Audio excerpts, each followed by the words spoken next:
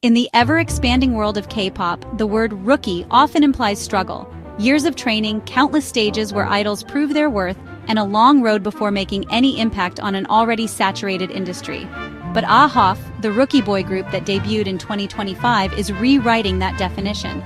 From their very first stage, AHOF has stood out as more than just a debuting group. They are challengers of the status quo, proving that rookies can no longer be underestimated. But in an industry where new groups spawn almost monthly, the question lingers like a shadow over every rising rookie. Do AHOF truly have a place in such a crowded scene? The truth is, the K-pop industry has never been more saturated than it is today. With dozens of debuts each year, it's easy for groups to vanish into obscurity after the hype of their debut fades.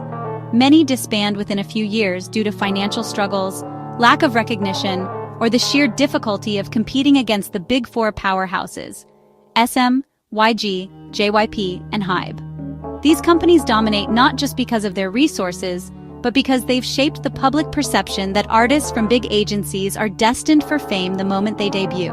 For rookies from smaller companies like AHOF, this means the fight for relevance is a steep uphill climb.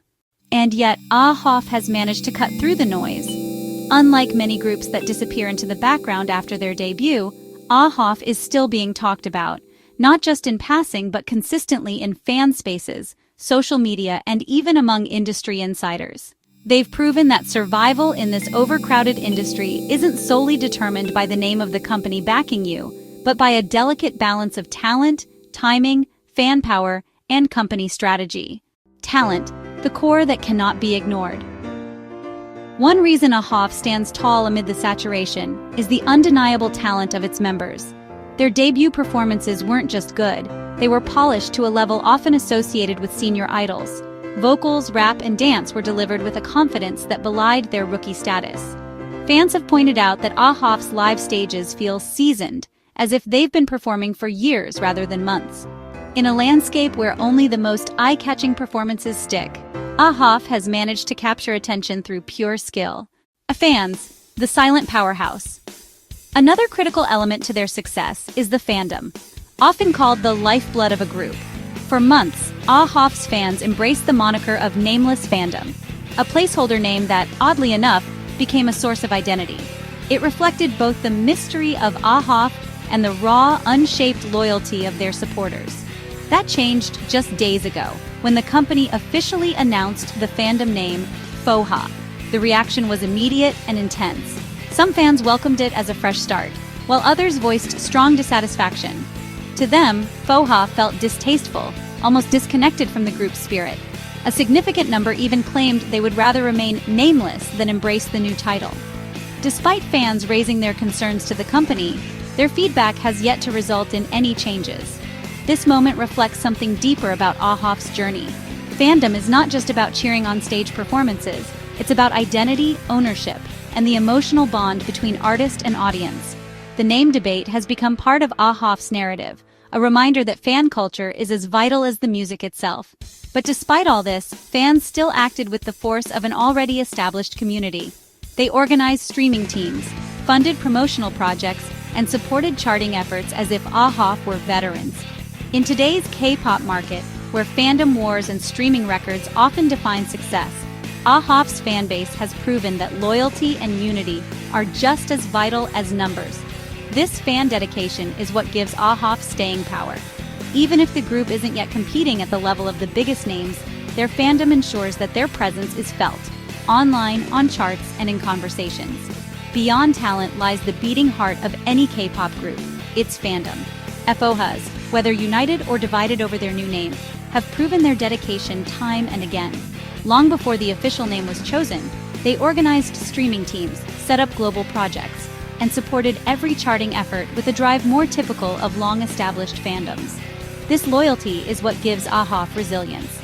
Even as debates over the fandom name continue, their supporters' commitment ensures the group's visibility in both domestic and international spaces. It is FOHAs who make sure that AHOF isn't just another rookie act swallowed by the wave of debuts. Company, a silent but vital backbone. No story of survival is complete without acknowledging the company behind the group. AHOF's agency has faced its share of criticism, particularly regarding social media promotion, communication lapses, and handling of fandom concerns. Fans have often expressed frustration at what they perceive as missed opportunities in leveraging digital platforms where visibility is everything. And yet, it would be unfair to overlook what the company has accomplished. AHOF's calendar has been packed with guestings, schedules, and appearances that ensure they remain in the public eye. For a group from outside the Big Four, where automatic fame is practically handed on debut, this visibility is no small feat. It reflects a company that, despite limitations, is working to keep their artists relevant in a market where survival is anything but guaranteed. Of course, talent and fans can only do so much without a company that knows how to nurture and protect a group.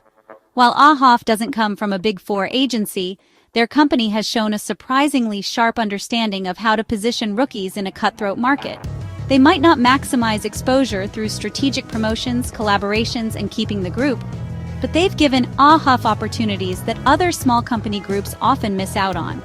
Still, the road is not without obstacles. Small companies often lack the marketing budgets, media connections, and global infrastructure that the Big Four enjoy. For AHOF, this means every opportunity must be seized with twice the effort, and every fan campaign must work 3 times harder. But in many ways, this disadvantage has fueled their underdog appeal. Fans feel more ownership of AHOF's success because they know it isn't handed to them on a silver platter. In conversations about K-pop, the dominance of the Big Four companies, SM, YG, JYP, and HYBE, is inescapable. Groups from these agencies often debut with high-quality promotions, guaranteed media buzz, and a certain aura of inevitability. For fans, the Big Four name is shorthand for instant success. AHOF does not have this advantage. Their path is not paved with privilege but with persistence. They cannot rely on prestige alone to carry them forward. They must build their reputation brick by brick, comeback by comeback. This underdog status is both a challenge and a strength. It makes their victories, however small, feel hard-earned and authentic. For fans, every chart position or nomination isn't just another line in a career timeline. It's proof that AHOF can withstand the odds. So how does AHOF withstand the constant wave of new groups entering the scene? By refusing to blend in. They are not invisible rookies lost in the noise, nor are they pampered stars riding the wave of a major label. Instead, they occupy the middle ground, visible enough to command attention, humble enough to still be hungry, and resilient enough to carve their own lane. Their music, stage presence, and relentless drive all signal that they are not content with simply existing, they are here to build a legacy.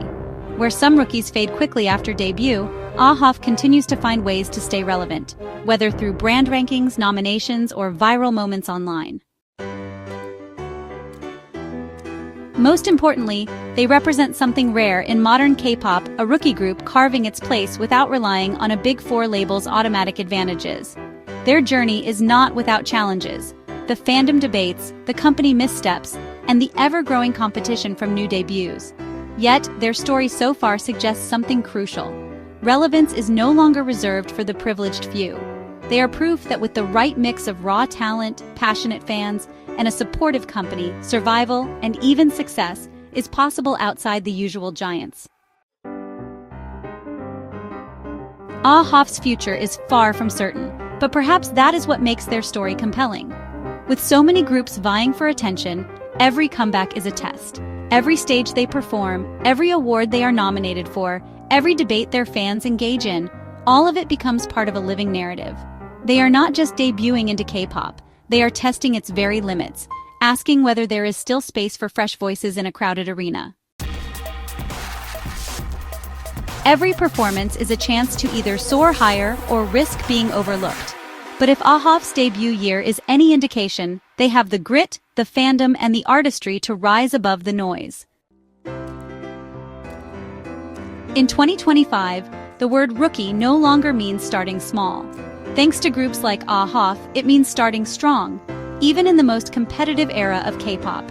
And if they continue on this trajectory, AHOF won't just have a place in the industry, they might just change the way rookies are viewed for years to come. If their debut year has shown anything, it is this: AHOF is not here to fade quietly. They are here to fight for a place in history, with FOHAs by their side and a determination that rivals even the most privileged of peers. And maybe that is their greatest power, not the instant fame, but the hard-earned relevance of artists who prove, stage after stage, that they belong. The story of AHOF is more than just another rookie journey. It's really a mirror reflecting the state of K-pop today. In an industry bursting with debuts and dominated by the Big Four giants, AHOF's rise underscores a critical truth. Survival now depends not on privilege, but on persistence. Their existence challenges long-held assumptions that only Big Four groups deserve the spotlight, that smaller companies just can't produce global contenders, that rookies must wait years before earning recognition. AHOF is already proving otherwise. At the same time, their path reveals the cracks in the system. Fandom debates over FOHA show how deeply identity matters in K-pop culture, while criticisms toward their company highlight the delicate balance between fan expectations and agency strategies. AHOF is both a product of these tensions and a test case for whether smaller players can still thrive in an unforgiving industry. In the end, AHOF's impact isn't measured solely by chart rankings or award nominations. It really lies in their ability to withstand the noise, challenge perceptions, and carve space where few thought space existed. If they can continue this trajectory, they won't just be remembered as 2025 rookies. They'll be remembered as the group that redefined what it means to debut in K-pop's most saturated era.